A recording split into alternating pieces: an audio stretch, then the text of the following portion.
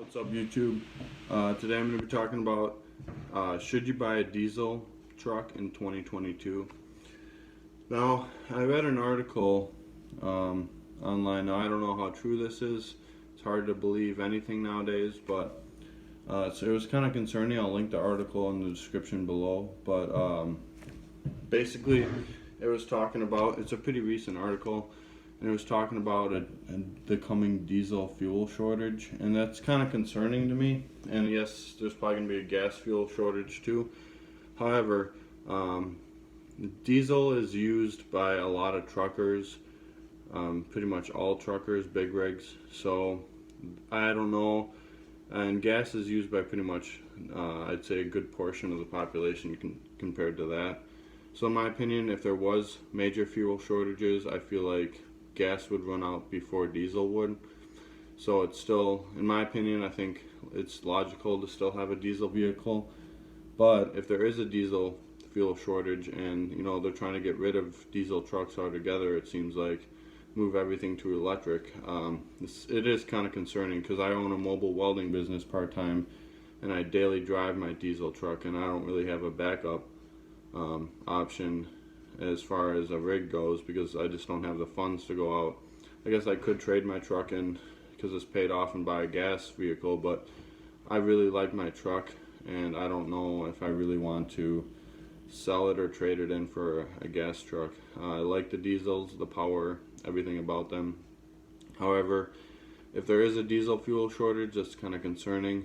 I don't want to be paying $4, $5 a gallon for diesel fuel. That's literally I'm gonna have to raise my prices, and I'm gonna be making a lot less money overall in regards to my job and the business, because once you raise your prices, you can kind of get priced out of the market, and the competition will price you out of the market. I mean, not everyone can afford $5 gas or $5.50 diesel, or even higher than that. I mean, my tank is like 35 gallons, I think, and that's quite a bit of money just to fill up my tank.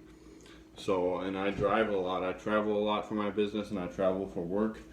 So I think that'd be very detrimental to my business and just my overall lifestyle. I mean, if that's what happens, you got to adapt. But it's just a little concerning. And according to the article, it's mainly present in the UK, even though they don't have any diesel trucks, but diesel is used for other variety of purposes.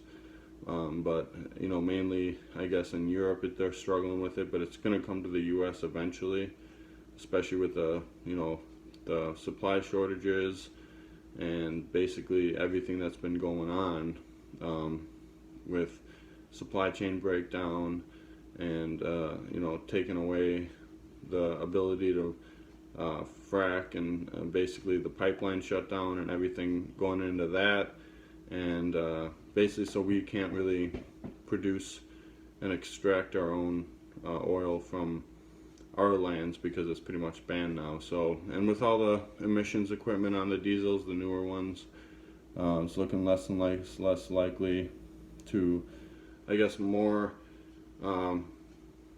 it's better just to own a gas vehicle at this point sometimes, I feel like, but I don't want to give up hope. I think diesels will still be around a while longer because of the fact that they get better gas mileage, especially for the big rigs, than a gas big rig, and I don't think you'd even have the power in a gas rig to pull what some of those semis pull. And yeah, there's a lot of people who enjoy the diesels, but I guess we'll see what happens. If you gotta adapt, then you gotta adapt. It's gonna suck, but I mean, it's out of our control at this point. But older diesels are nicer, 2006, maybe 2007 and prior, especially for the Chevy. No emissions crap on there. So that's a good option. And the really old diesels like 7.3, those are always good options, but like I said in previous videos, they're getting harder and harder to find because they're aging out, and most likely the people who have them want to hold on to them. They don't really want to give them away, or if they are selling them, they're selling them at ridiculous prices. So yeah, it's concerning, the future of what's what's going on in our nation and just around the world. If diesel does go up to, I know in California in one area I read that gas was like $7.25 a gallon and the diesel was like almost $8. That's ridiculous. I mean, I don't think anyone, unless you're a multimillionaire or making 300-400 grand a year, can afford $8 a gallon for gas or diesel. That's outrageous, especially if you have a big rig and then you're paying, the company usually pays for that on a fuel card, but then everything's going to go up in price because it's going to cost a lot to ship products around the nation. If diesel's that expensive, it gets to that point, and they're trying to phase it out.